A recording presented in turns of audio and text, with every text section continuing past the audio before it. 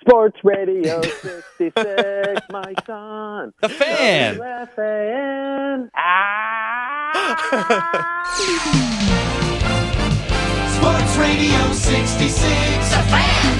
WFAN, New York. All right, let's go right to Madison Square Garden. Our very own Outside the Cage podcast team of Pete Hoffman and Ike Feldman. Madison Square Garden and New York City gets the fastest rising sport probably in the world. If you like chaos, You got it. you certainly got it.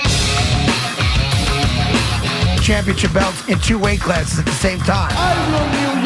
We'll do everything that we said we would do when we got to New York. Looking for that knockout punch. And boom. This is Cowboy, and you're listening to WFAN, Outside the Cage podcast.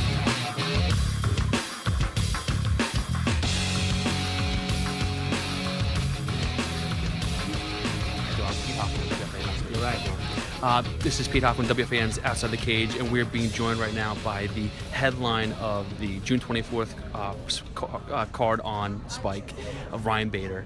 This is your first fight in Bellator. Take us through that process of leaving UFC, and you were rising through the ranks, and you chose to leave. It was an open contract. You could negotiate if you wanted to, and you left to come to Bellator. Was this something that was promised to you, like a card like this, a headline like this, a show like this? Was this something ever that they worked in the contract with you? So, to make a long story somewhat short, I was, UFC always tries to approach you and renegotiate before you're a free agent, and they did that, and they offered me a contract. I decided to fight it out and go in there, and I won. And I won this 7 out of my last 8 fights. I was ranked number 4 or 3, and then I kind of knew when I did that it was kind of 85% chance that I was going to be a Bellator fighter after that. So I went in there in Sao Paulo, Brazil, knowing that potentially that was my last UFC fight ever. And it was kind of bittersweet. I've spent my entire career in there. So went out there, won. Talked to Scott Coker and Rich Chow. They had great things to say. I asked them what Bellator plan was, where they see the company, what their plan was for me, and there was talk of not necessarily New York, because I didn't know New York was even happening until the day after. But, they told me that I'd be on the bigger shows and whatnot and try to make it a title fight. Then it came down to, all right, you want to wait for Phil on a different card, or you want to fight in New York? So literally the day after, they come out, and I didn't know this, they come out with they're throwing a card in MSG in New York City. So that just reaffirmed everything I was doing was the right thing. And I told him, I think I want to fight. I want to fight soon, so let's do New York. And I had King Mo, and then got injured and whatnot. They put Phil Davis in, so best of both worlds. I get to fight for the belt in New York and MSG, so I'm super excited about it.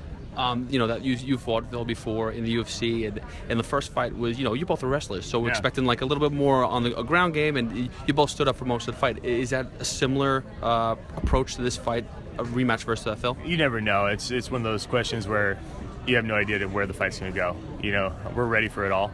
I've been in fights where I've been exclusively on the ground the whole time, and I've been in fights where I've been exclusively on the feet. So for me, it's just one of those things where we're prepared wherever it goes, and you have to be, and so I can't tell you, what our plan is, but it's just one of those things where we're going to be ready, and I don't know how he's going to react, and this and that, and the dynamic of it. So wherever it goes, ready, and it's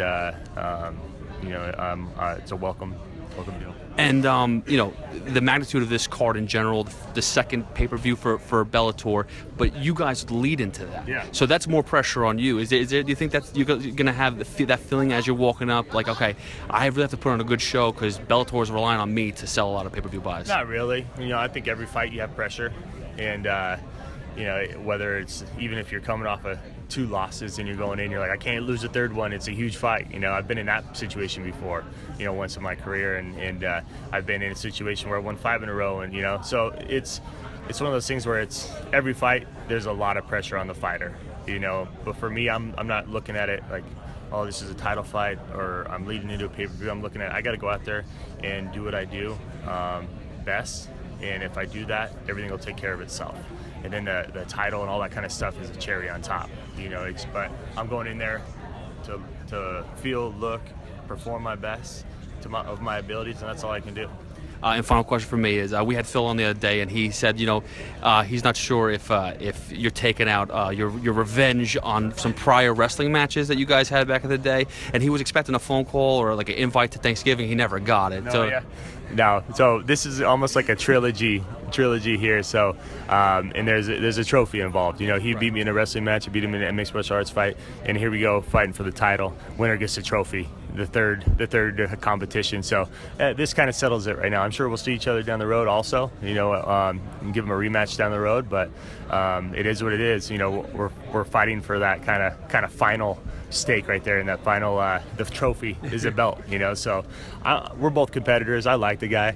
And we have fun here and there, but it's business now, and it's for the belt, it's for a world title. He's had a taste of that. He got that his last fight. I haven't had the opportunity until now to fight for a title, and so I'm doing everything in my power to have that wrapped around my waist. Well, best of luck, man. Ryan, thank you very much. Have a good one. Good luck.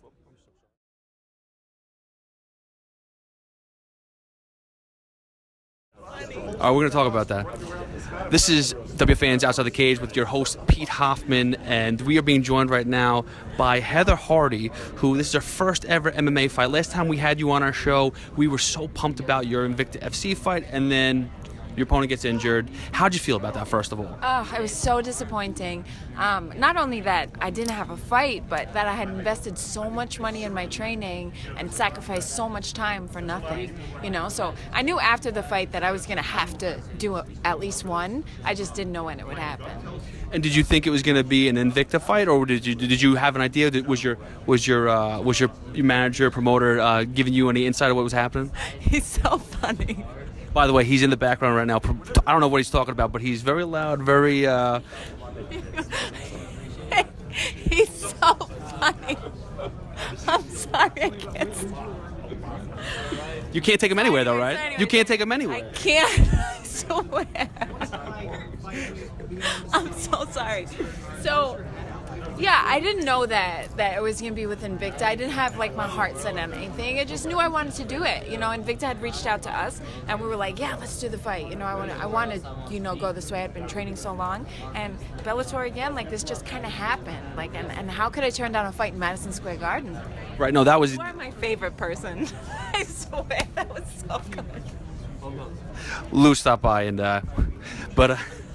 So Bellator, they call you. You can't pass up MSG. This is not your first rodeo, whatnot, as you said. But when they tell you where it's going to be at, I mean, what was the emotions? Did they tell you who the fighter was that you were fighting? No, they just said, they were doing their New York show, and I was like, I need to hear nothing else. Just get me on that card. Do whatever you have to do. Just put me on that fucking card. I wanted it so bad, just to fight in the Garden. I mean, to do my debut here, to have all my local fans who were so upset that they were going to miss my January fight be able to come out and support me here. I mean, it's unreal. And now it's even bigger, because before it was on Invicta FC, it was on online only. Now it's going to be on Spike, so everybody can see that. I mean, how's that feel? It's friggin' awesome, and I keep telling all the girls at Gleason's are kind of rolling their eyes a little bit, they're gonna put you on Spike for your pro debut, and meanwhile 20 fights into my boxing career, I'm lucky if I get a tape delayed broadcast on a local station.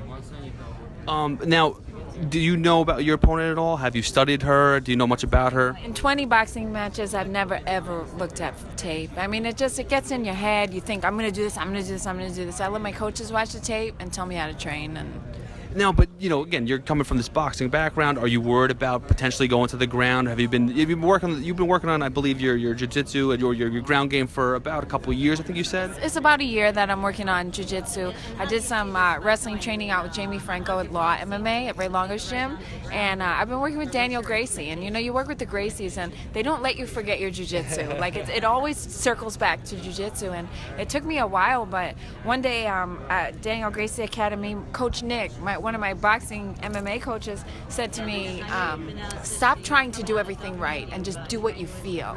And I was like, oh my God, Right. There it is. Bing. And then that's when it all kind of started falling in. All right, so my one question to you is, after your Victor fight fell flat, you end up boxing and you had to have another fight. Was it difficult to transfer going back to boxing and like, okay, I can't throw a kick right now, I can't take it to the ground? Not at all. I mean, it's a discipline. It's like one of my things my boxing coach Devon told me, like you know, you work in karate, you work with different instructors, and when you're in front of each one, you do what they tell you to do. So, you know, I have a boxing coach who wants me to pivot. I have a boxing coach who doesn't want me to pivot. I don't dare pivot in front of the one who don't want me to pivot. So. Well, that's because everyone's coming to you and asking, because you are the one and only person here that really has that background of going from boxing to MMA, and there's a huge Mayweather-McGregor fight going on right now that's going to happen in August. You know, do you see Conor being able to have that discipline, not like, you know, faking with an elbow or a kick? I do feel that, because, you know, martial artists we're trained to do what we're supposed to do. Like, I've never felt like in the middle of a boxing match like I was going to kick someone. I can, but I never felt like I was going to, because you're not allowed. The same way in the cage, like, I don't know that I would feel like sticking my thumb in someone's eye. You know, you're not allowed to do that. Okay, I won't do it. What are you looking forward to most about this fight? I mean, obviously it's Spike, it's MSG, it's a huge card, but like actually stepping into an MMA cage, what are you looking forward to? I just want to put on for my city, man. I got a lot of people coming out to watch me, and I'm out here to prove that there ain't no girl on the planet as tough as a girl from Brooklyn. That's right. I don't know why there ain't more. Yeah. I got my green shorts. And now, you know, getting to that point too about, like, you know, females in these sport in boxing and MMA. You know, it's definitely on the rise. This is the one sport that we've definitely talked about where women, like there was Ronda Rousey was the head of UFC for a long time. You know, could you be that in Bellator? Do you want to be that in Bellator? Well, I think it's really disrespectful for me to talk about like being the girl, and I never even had a fight yet, and so many girls have put their work in. I do expect the same results as I had in boxing. I'm a champion, and I know how to put the work in. I know how to get the work done. I know how to get people to know that, hi, I'm here. I can fight. So I'm really excited for that challenge. And another challenge that you were talking about earlier, that you have a child, and how is it, you know, multitasking with both being a parent and training? It's so hard to be a parent anyway. Like, I took my daughter to see Wonder Woman last week, and I was so exhausted. I slept through half of it. And like, we were on the train coming home, and I was like, Annie, it is so hard to have you. It is so. Don't have kids. But I think I have one coming on the way, August 28th. Good luck. But it's really hard. They're so expensive. Like, this is a kid who's like, I don't want a lot for Christmas, Mom. Just an iPhone, a booth, something. Just a new PS4. I know. So what is the prediction going into this fight? Are we going to see a knockout in the first round? How do you see this fight going? I've never done that before, and I won't do it now. But I'm a champion, and I will leave that cage an undefeated champion. We love that. Thank you so much for the time, Heather. Yes, Good luck. thank you. Thank you.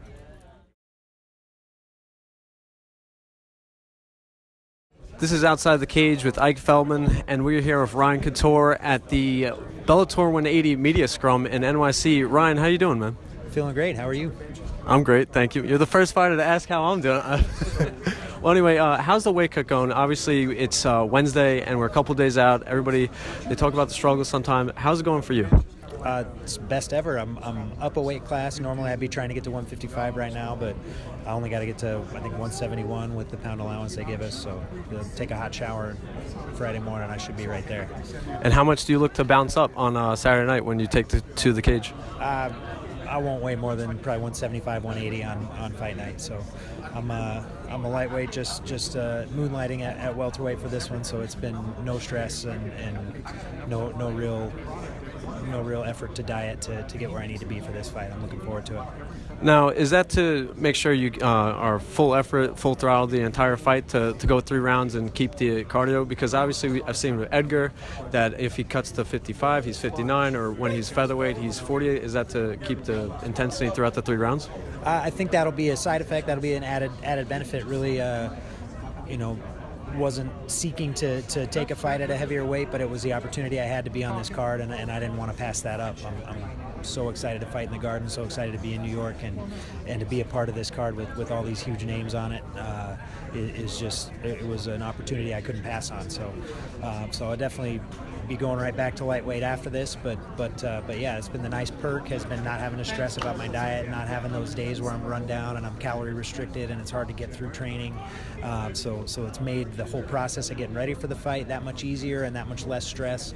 And I think the same will apply on fight night. Not having that huge ordeal of draining all the water out of my body to get to weight, being able to go in fresh and comfortable and not being focused on getting fluids back in and re-energizing after that weight cutting ordeal is only gonna work to my advantage. I should have plenty of energy and plenty of pep in my step come Saturday.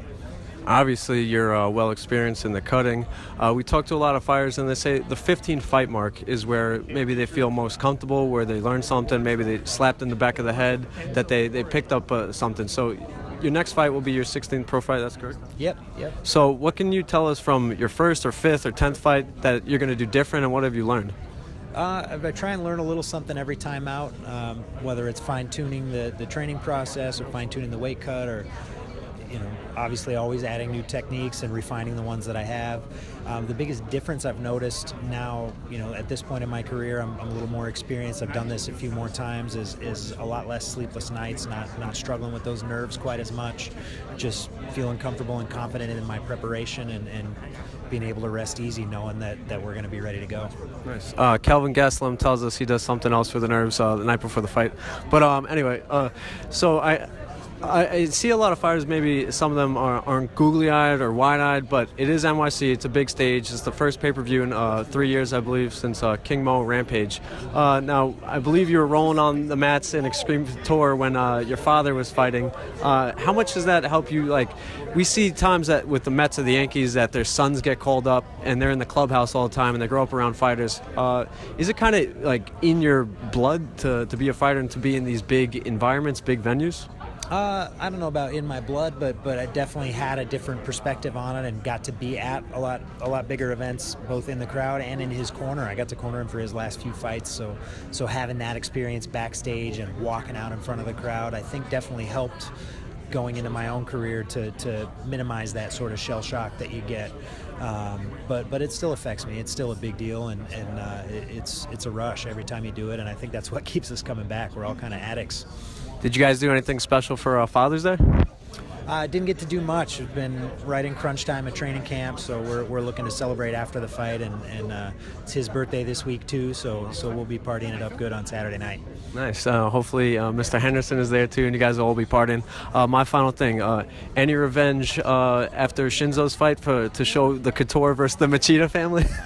I hadn't even given it a thought yet, but I'm looking forward to that fight. I think that's an interesting matchup, and obviously it would be an honor to get in there with him at some point down the line. I can't get to 45 though, so he's going to have to jump up for me. Nice. Good luck against Mr. Ghazali. I hope I said that right, and we'll be watching on Saturday, man. Thanks a lot, Ike. I appreciate it.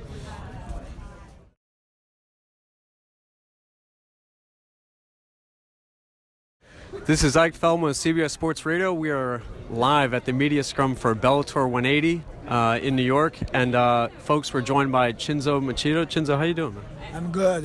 Very good. Fantastic. So a couple of days was Father's Day, and anybody who knows, obviously you're Lyoto Machito's brother, but also the father to a great mixed martial arts who started Machida Martial Arts. Is that correct? So did you guys do anything special for Father's Day to anything? If I say, I'm sorry? Did you guys do anything special for Father's Day a couple of days ago? Because your father's a great man. Yeah. My father is a great man, but actually he lives in Brazil, so we talk to them, but we respect him a lot, but we didn't do anything special. Every day is so special to my dad, because we appreciate a lot that what he's taught to us and make our confidence growing, especially in the self-defense and the mixed martial arts and the very philosophy that he taught us to follow our life. Now, I'm not sure of this. Did Lyoto ever fight in New York? Lyoto's gonna be here. Thursday is gonna be my corner, and that's is gonna be good for me because it's making me feel more confident to this fight because you're training for the whole life since when I was very young age. So in that sense, it's gonna be awesome to me. And you guys are one of the early, obviously there's back in the 90s with karate, but maybe more of the mixed martial arts karate that we see, and you guys are some of the founders of it. Is there pressure on you to carry the Machida name when you step into the cage on Saturday?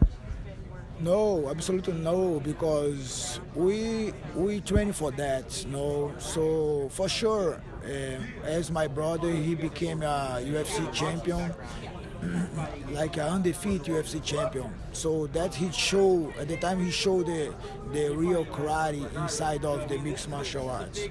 But we don't feel pressure like that because we are on the guys that put this.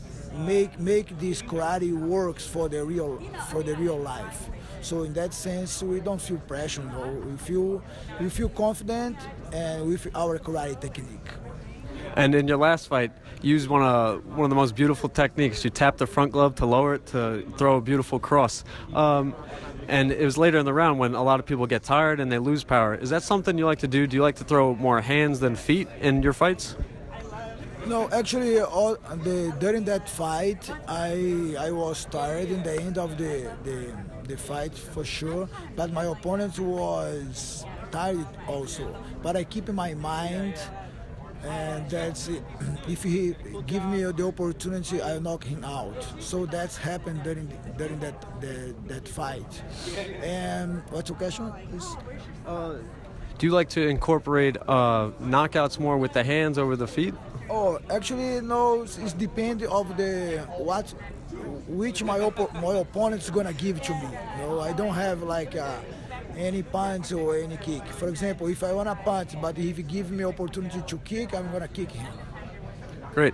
And are you happy to see that Stephen Thompson is doing well in mixed martial arts? Obviously, point fighting karate background. MVP Michael Venom Page, point fighting background.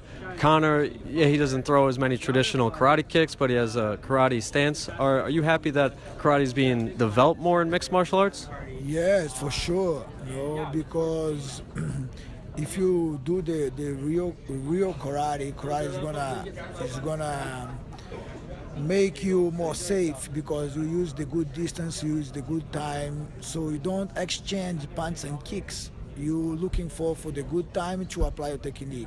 So in that sense, those guys like a Page, like a McGregor, like a Wonder Boy, these guys show the little bit about the karate. So that's make the karate be more respectful. Great. And how's your time been in New York? It's good. I just arrived last night, so I didn't have time to appreciate this beautiful city. Did you sleep? Yeah, I sleep, yeah. But maybe I focus on my fight, no. But if I have a time, I'm gonna do a little tour here. Great. And after you beat Mr. Gallagher, because I'm picking you, please try some of the pizza here. Okay, thank you. I will. Thank you, sir. Thanks so much.